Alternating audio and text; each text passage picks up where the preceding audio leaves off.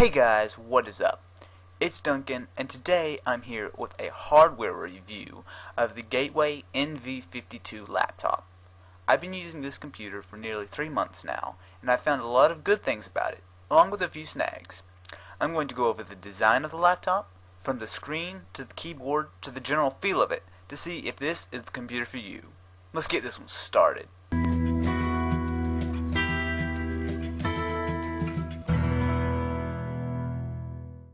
First of all, let's take a look at the outside of the Gateway.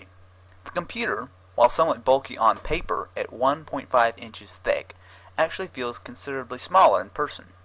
One trick the designers used was to make the bottom half of the laptop slightly recessed compared to the outside edge, giving the illusion that the computer is much thinner than it really is. The weight is also a bit on the heavy side, at a bit below 7 pounds. For the size of the computer, it doesn't seem unreasonable, but if you plan on carrying it around all day, you might want to think about it for a bit. The lid sports a nice honeycomb pattern that helps keep fingerprints from becoming too big of an issue. However, as with a lot of modern laptops, it's a good idea to keep a cloth handy. One great thing about the NV52 are the ports, as it has just about everything you might need.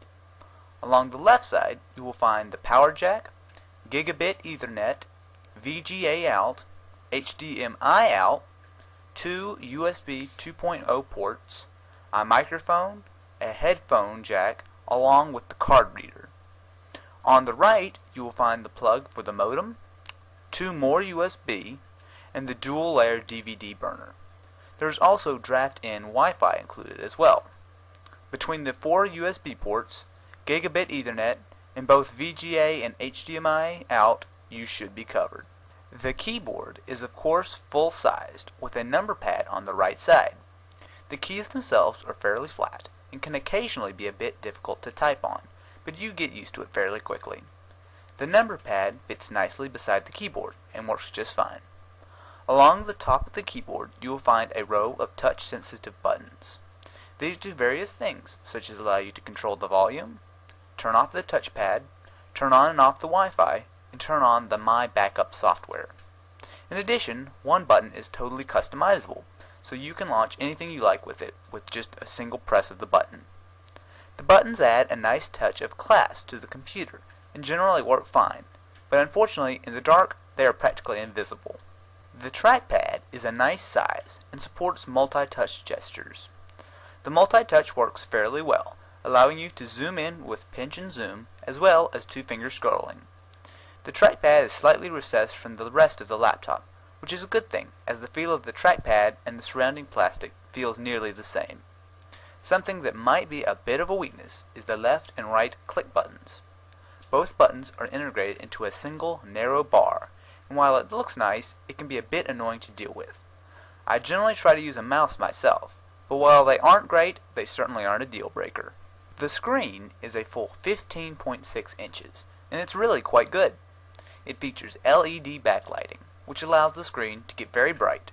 Personally, I usually keep the brightness nearly all the way down. It also helps the computer to save power compared to most standard LCD screens. The color and contrast on the screen both are outstanding, with rich, vibrant color throughout. It sports a 16:9 widescreen ratio as well, which is perfect for watching movies. The resolution of the screen is 1366 by 768, which is fairly standard for a screen of this size. There is also an integrated webcam along the top of the screen with a built-in microphone. It's certainly nothing special, but it looks decent and is just fine for Skype video chat or live streaming. One unexpected plus of having such a bright screen is that you can turn up the brightness, and it's easily enough to illuminate you in a dark room. The speakers on the NV52 are so-so. They are moderately loud, enough to fill a room with sound, but they get fairly tinny sounding when you really crank it up, which is pretty average for a budget laptop. The hardware of the Gateway NV52 is very solid and nicely built. It could easily pass off as a much more expensive laptop. I haven't had so much as a little problem with it, so far as build quality is concerned either. The somewhat annoying mouse buttons aside, the NV52 is very solid, and I really don't have any complaints. Be sure to stay tuned for part 2 of the review, where I will go over the performance and specs, such as hard drive, processor, and more.